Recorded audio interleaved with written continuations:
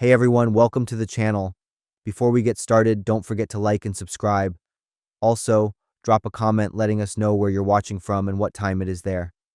That way, YouTube will keep showing you more stories like this. Now, let's begin. I am still haunted by every detail of that night. A cold, windy evening 10 years ago. At that time, we were just mischievous 12-year-olds. Me, Sam, Lisa, and Matt. Before that, we had one more member, Max. Speaking of Max, he was once my close neighbor, but disappeared one rainy day without a trace.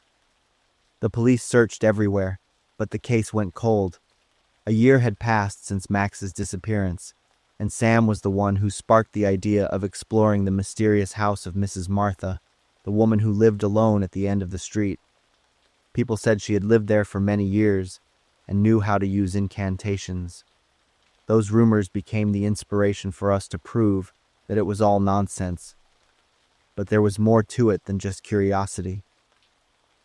I remember Max once told me that Mrs. Martha had stared at him for a long time from the window when he passed by her house. Since then, I couldn't stop thinking, could she be connected to Max's disappearance? I immediately agreed when I heard the suggestion from Sam, Lisa, and Matt, though I reluctantly followed. That night, Mrs. Martha's house loomed like a ghost in the dark. The wooden walls were rotting, the windows covered with dark fabric, and an eerie silence hung in the air, causing us to hesitate. Sam quietly opened a basement window at the side of the house, and the group crept inside. Inside, it was pitch black, and the air was heavy as if no one had lived there for many years. The air was thick, and every step echoed eerily. Black and white photos hung on the walls, but they were all faded and hard to make out.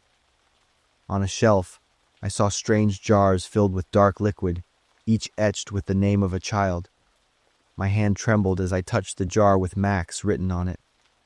In a small room at the end of the second-floor hallway, I found something that shattered all my doubts. A wooden toy ship, the gift I had given Max for his 5th birthday. Around it were other toys I recognized as children's belongings. My heart tightened, and a flood of questions overwhelmed me. Lisa entered, her eyes wide with panic. "We should go," she whispered. "No." Sam said, "We need to find more. She's definitely hiding more terrifying things." Suddenly, a raspy laugh echoed from behind. "Get out of here," she said, her voice seeming to come from somewhere far away, although she was standing right in front of us. We panicked. Sam shouted, "Run!" and the whole group rushed out of the room. Behind us, Mrs. Martha's slow footsteps drew nearer and nearer. Sam grabbed the door handle and yanked it, but it was useless, and he screamed in despair. "She's coming!" Lisa screamed, her eyes locked on the dark figure moving closer. In the chaos, Sam turned and ran straight for the window, yelling loudly and jumping out. I ran to him, only hearing the sound of glass shattering. When I looked down, I saw Sam's lifeless body on the ground, blood spilling around him. "The secret is not for the curious," Mrs. Martha's voice echoed again. The sound of footsteps pounding through the dark hallway made my panic worsen. I had no choice but to run, not caring about direction, and then thud. I stepped on a loose floorboard, and beneath it was a dark, narrow space, just wide enough for someone to crawl through. "Here! There's a way out!" I shouted, my voice hoarse with fear. The group immediately rushed to me. Matt and I struggled to lift the floorboard, but it was stuck as if something underneath was holding it in place. Matt quickly searched for something to pry it loose. Matt fumbled around in the dark room and found an old oil lamp on a shelf. With a bit of light, we quickly took turns pushing and prying. As we struggled with the board, we heard footsteps coming from the stairs. That voice wasn't loud, but it reverberated throughout the house, as if coming from every corner. The raspy voice was like a curse. "Don't think you can escape. The darkness will keep you forever." My head spun. Lisa began to sob uncontrollably, clutching my hand, while Matt froze, his hands trembling around the oil lamp. I used all my strength to kick at the board. Finally, the board popped up, revealing a narrow, dark tunnel below. A gust of cold air rushed up from the hole, carrying the smell of damp earth and decay. I pushed Lisa through first. She trembled, shaking her head, but there was no time for hesitation. Matt shoved Lisa down right after, and then I followed. Just then, I heard Mrs. Martha's footsteps coming toward us. Her steps were slow, but they sent a chill down my spine. I turned one last time. Mrs. Martha was getting closer, but she wasn't walking. She seemed to glide across the floor, without a sound. Her eyes fixed on me, and her mouth twisted into a grotesque smile. I didn't hesitate for a second, diving into the passage and pulling the board back into place. Darkness engulfed everything. There was no light, no sound except for our heavy breathing. The passage was narrow and low, forcing us to crouch down to move. Mrs. Martha's footsteps above us still echoed, though faint. It was like the slow, heavy beat of a heart, slow but relentless. I dared not look back, only pushing myself to move faster. We kept going, and then, after what felt like an eternity, a faint light appeared ahead. I felt as though I hadn't breathed in hours. When we crawled out of the tunnel, we found ourselves behind the house near some thick bushes. The sky outside was still dark, but the moonlight faintly illuminated the path ahead. In that moment, running into the darkness was the only safe and viable option. The people who would surely come next were our parents and the police. The police concluded that Sam died from multiple injuries. The sight of Sam lying motionless on the ground haunted me so much that every breath felt stuck in my chest. Lisa collapsed, clutching her head, her sobs blending with broken, fragmented words. Matt stood frozen, his vacant stare locked on the bloodstain below the window, his hands trembling as if trying to hold on to something invisible, to keep from falling apart. After several months of continuous investigation, the police finally uncovered the truth when they found Mrs. Martha hiding in an abandoned house several dozen miles from the town. They discovered horrifying evidence linking her to several child disappearances, including toys, clothes, and detailed journals documenting her targets. Mrs. Martha confessed that she carried out these acts due to a warped belief in an ancient ritual, sacrificing children to extend her life. According to her, the dark jars with each child's name weren't just symbols, they were part of a ritual to lock the children's souls into eternal darkness. Although the police dismissed the supernatural elements of her confession, they couldn't explain certain strange occurrences, like the disappearance of the jars or items mysteriously showing up in the homes of the victims. Mrs. Martha was sentenced to life in prison, but her story continued to haunt the town for many years. I, Lisa, and Matt, the lucky ones who survived, carried with us psychological scars that were hard to heal. I still can't forget her deep, haunting gaze that night. I am Sarah, and my husband is Mark. We have been married for over a year. My husband and I moved into a small apartment in downtown Chicago 6 months ago. This apartment is connected to a storage room in the basement, where residents can store extra belongings. We thought we had found the perfect place, convenient, close to the center, and affordable rent. But what happened a week before St. Patrick's Day turned our lives into a nightmare. It all started on a chilly evening in early March. I was lying on the sofa watching an old movie while Mark was busy in the kitchen preparing dinner. The smell of grilled meat filled the apartment, blending with the soft music from the speakers. But then, I heard a strange sound. It was a sound coming from the basement, like whispers mixed with the sound of dragging footsteps on the concrete floor. I sat up suddenly, my heart pounding, and looked at Mark. "Do you hear anything?" I asked, trying to keep my voice calm. Mark stopped, focused on listening. The whispers stopped abruptly, leaving a heavy silence. My husband shrugged. Probably just the wind. But I knew he didn't fully believe it either. It didn't just stop there. In the nights that followed, we kept hearing strange noises, dragging objects, unclear whispers, sometimes the soft clinking of metal.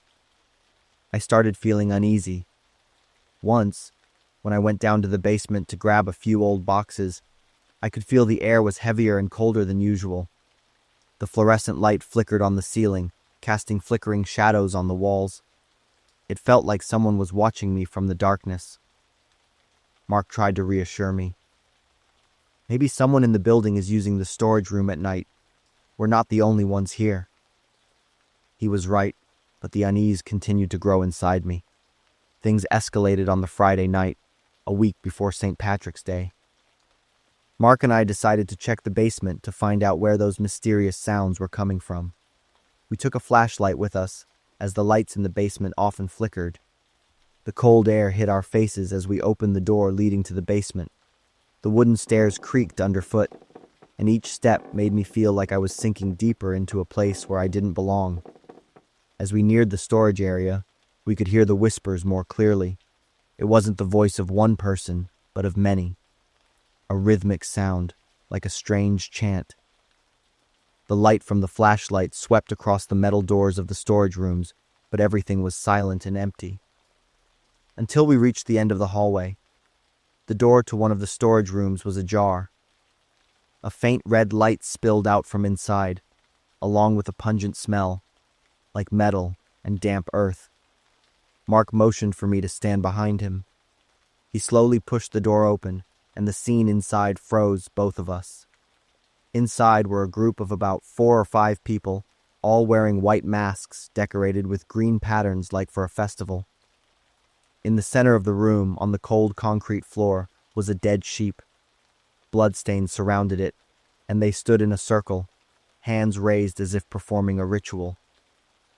They were mumbling strange chants, their voices monotone, haunting. Mark pulled me back, trying not to make a sound. We nearly ran back up the stairs, slammed the door shut, and called the police immediately. While we waited, I couldn't stop shaking. "What are they doing, Mark?" I whispered, my voice wavering. He just shook his head, holding me tight, but I could feel he was panicking too. When the police arrived, I breathed a sigh of relief. 6 armed officers went down to the basement with us. The storage room door was now closed. One of the officers opened the door, and the flashlight beam illuminated the inside, but the room was completely empty. There was no blood, no sheep carcass, and no trace of the masked figures. All that was left was an empty, cold space. I stood frozen, feeling like reality was playing tricks on me. "We definitely saw them," I insisted, my voice trembling. But the officers looked at each other, their expressions clearly doubtful. They searched the entire basement, even knocking on other doors, but found nothing. No footprints, no bloodstains, no sign that the strange ritual had ever taken place. After the police left, Mark and I hardly spoke. We sat on the sofa, staring at the darkness that enveloped the apartment. No one slept that night. I couldn't stop thinking about the masked figures, and the chanting still echoed in my head. The next morning, we encouraged each other to return to normal life, but when we stepped out of the house, the eyes of the other residents in the building seemed to burn holes into us. I got goosebumps, squeezed Mark's hand, and we both walked quickly. In the days that followed, we never dared to go down to the basement again. The strange noises disappeared, but the silence made me feel even more uneasy. We decided to move out right after St. Patrick's Day, unable to bear the feeling of invisible threat in our own home. But the image of that ritual still follows me, like a ghost that won't let go. I'm Colleen, 35 years old. I live alone and am still focusing on developing my career. My neighbor is Christy. She's a single mother with a 6-year-old son named Aiden. Christy moved into this neighborhood when she was still carrying Aiden. We got to know each other and quickly became close. Christy has a beautiful face, blonde hair, but her eyes always carry a deep sadness. I haven't heard her mention her parents, nor has any family come to visit Christy since she moved in. Christy's life was quite difficult with her job at the nearby Kroger supermarket while heavily pregnant. When it was time to give birth to Aiden, the two of them lived off government assistance. But I think that wasn't the hardest thing for a single mother like Christy. I often saw a man with a rather fierce appearance visiting the home of her and her son. Every time he comes, it won't be long before there will be arguments and curses between the two of them. Many times, Christy appeared with injuries on her body. I told Christy about my suggestion to call the police to protect mother and daughter, but she had a rather harsh reaction. "I'm so grateful, but this is my personal matter." Christy endured a lot, raising her children and trying to study more to find a stable job. Currently, the life of the mother and child has become much more stable, and the man rarely appears now. Aiden is a smart and understanding boy, with a face that looks exactly like that man's. "Good morning, Aunt Colleen." That adorable source of energy always makes others feel warm and touched. One evening, it was already late, and I was sitting on the living room sofa, finishing some work when I heard a knock on the door. "Aunt Colleen!" Aiden's voice sounded strained. I quickly ran to open the door, and the boy hugged me tightly, crying uncontrollably. "What's wrong, Aiden?" I asked anxiously, and when I heard the arguing and the sound of an unfamiliar car in front of Christy's house, I understood. I led Aiden into the house and poured him a cup of warm milk. After drinking the milk, Aiden lay his head on my lap and fell into a deep sleep. I gently patted Aiden to help him sleep peacefully and waited, knowing that Christy would come to pick him up. Around midnight, the sound of an engine revving and speeding away echoed loudly. Not long after, Christy knocked on my door urgently and called out loudly. I carried the deeply sleeping Aiden and walked over to open the door. Christy, with a bruised body, her mouth still bleeding and her eyes swollen, avoided making eye contact with me. "Let me help you clean your wounds," I offered. "No need, thank you so much," she said as she picked up Aiden and quickly turned to leave. I truly felt heartbroken seeing the two of them like that, but there was nothing I could do, as I had no right to interfere in their lives. The next day, following my schedule for a 3-day business trip, I left the house early. I left a note and some candy in case Aiden came looking for me and couldn't find me. When I returned, I was quite surprised to see that the note and candy were still untouched. After putting away my things, I took the gifts I had bought for Christy and Aiden and went over to their house. "Christy! Colleen, you're back? Are you going somewhere?" I asked curiously as I saw Christy loading a suitcase into the trunk of the car. "Oh, right. I'm going on a trip for a few days." "By yourself? Where's Aiden?" I looked around searching for that adorable figure. "He's sleeping in the car. I bought a little gift from my business trip for you and Aiden." Thank you so much." Christy suddenly became emotional and walked over to hug me. She said her goodbyes and began her trip. I watched as their car disappeared from sight until it was out of view. The following days were quite boring without little Aiden around. It's been a week. Christy and her child still haven't returned. Their trip must be quite long. That's fair. They deserve to relax and enjoy themselves after those exhausting days. One evening, while I was having dinner, there was a knock on the door. I immediately thought of Aiden, assuming he had returned, so I hurried to open the door. It was the police. I was a bit surprised and somewhat disappointed. They said they were investigating a case and asked for my cooperation. "Do you know anything about them? Christy and Aiden? They're longtime neighbors of mine. They're currently on a long trip." "Is this the car?" the police asked, showing a picture of Christy's car, and I quickly confirmed it. "How about this suitcase?" "I'm not sure. She went on a trip, so she definitely had a suitcase, but I can't remember the exact style or color." Inside the suitcase was the body of a 6-year-old boy, found when it was placed in the trunk of the car and abandoned in the forest. At the moment, we have not yet found the woman named Christy. The police announcement left me stunned. So, the day I saw her loading the suitcase into the trunk, I was shocked that my body froze. The police conducted a search of Christie's house that very night. There were no signs of a struggle, and no poison or drugs were found. The house was very neat and orderly. Many days and months passed, and the police search for Christie's whereabouts continued. The news spread throughout the state and even made national headlines. There were a few reports claiming to have seen Christie, but after further investigation, it turned out to be people who only resembled her. I requested permission to organize a funeral for Aiden, the lovely and warm-hearted boy. I don't know why, who the culprit is, or whether Christie is alive or has already passed away. I hope that in this world or another universe, the two of them will always find the happiness they truly deserve, far from any pain and misfortune. Have you ever witnessed a shooting? That is a memory from when I was 14 that my family and I will never forget.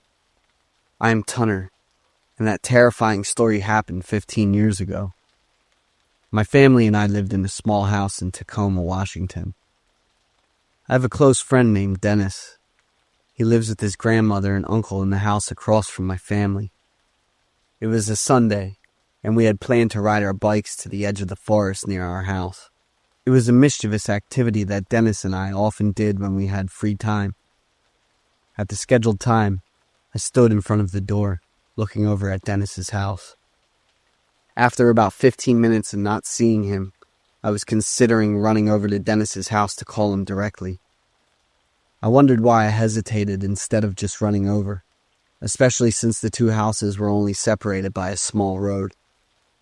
Because Dennis's uncle was extremely unpleasant and aggressive. His uncle Robbie had a bald, shiny head, covered in tattoos instead of hair, and a muscular body often clad in the same sleeveless shirt. Many times my family heard Robbie shouting and cursing at Dennis, and sometimes even at his grandmother. My parents were also uncomfortable with me playing with Dennis. They always told me never to go to his house, and that I could only hang out with him freely when he was outside. I was about to go inside to use the landline to call Dennis after waiting for more than 20 minutes. Suddenly, "No, stop!" Dennis's loud shout startled me. Then came a series of shouts from Dennis, mixed with his uncle cursing, and echoed through the air. Dennis's cries and the sound of his grandmother continuously begging filled the air. I froze for a few minutes, then decided I would run over to his house. "Tunner!" My dad, calling me in a serious tone, echoed from inside the house. I froze in place, and immediately a strong force from my dad's firm arm pulled me back into the house. My dad locked the door, and I was frantic as Dennis's cries continued, accompanied by several more loud bangs. "Dad, Dennis is being abused again. I have to help him." "Tunner, Robbie has a gun. It's very dangerous if you go outside. I will call the police right now, so stay here, okay?" My dad emphasized each word and looked at me with a very serious expression. I turned my gaze toward Dennis's house through the crack in the door, and the gunshots my dad had mentioned occasionally echoed loudly. "There is a domestic violence situation. Please come as quickly as possible. There is an elderly woman nearly 70 and a 14-year-old boy inside. The elderly woman's son has a gun and he's losing control. I'm the neighbor across the street. Please come here as fast as you can." I could hear the urgency and worry in my dad's voice. "Everything is going to be okay." My dad placed his hand on my shoulder, and for the moment, the gunshots had stopped. Less than 10 minutes later, the sound of police sirens appeared. Standing inside the house, my dad and I witnessed the entire incident unfold. "Robbie! Robbie!" A police officer stood at the side of my house, calling out loudly for Dennis's uncle. "Don't call my name anymore, okay? We're not friends, so stop calling my name. Get lost, you damn bastards." Robbie's voice was full of curses, and because they knew he had a gun, The police couldn't rush in. My dad explained it like that. "Show me your hands, buddy. Come out here and talk to me." The police officer was quite calm and patient. As soon as the police officer finished speaking, my dad immediately grabbed my hand and pulled me into the kitchen, hiding us under the kitchen cabinet. He covered my ears tightly with his hands. My heart was pounding hard, overwhelmed by the chaos of gunshots, the sound of windows shattering, neighbors screaming out the names of their loved ones, and police officers shouting information to their colleagues for coordination. In that very moment, all I could do was pray for everything to end quickly. Robbie continued to fire shots and curse at the police with vulgar words, disregarding the safety of everyone around him. The gunfire momentarily stopped, and my dad and I slowly stood up, cautiously looking around. Suddenly, there was a loud banging on the door, followed by a loud call. "Devlin, can I borrow your car?" My dad and I jumped in shock. It was Robbie. Through the crack in the door, I could see him holding a long gun in his hands. My dad signaled for silence. After a moment of no response, Robbie left. I wanted to run over to Dennis's house immediately, but my dad stopped me. The ambulance arrived and took Dennis and his grandmother away shortly after. The eerie silence enveloped the entire street. By that evening, we received news that Robbie had been shot and killed by a police officer shortly afterward.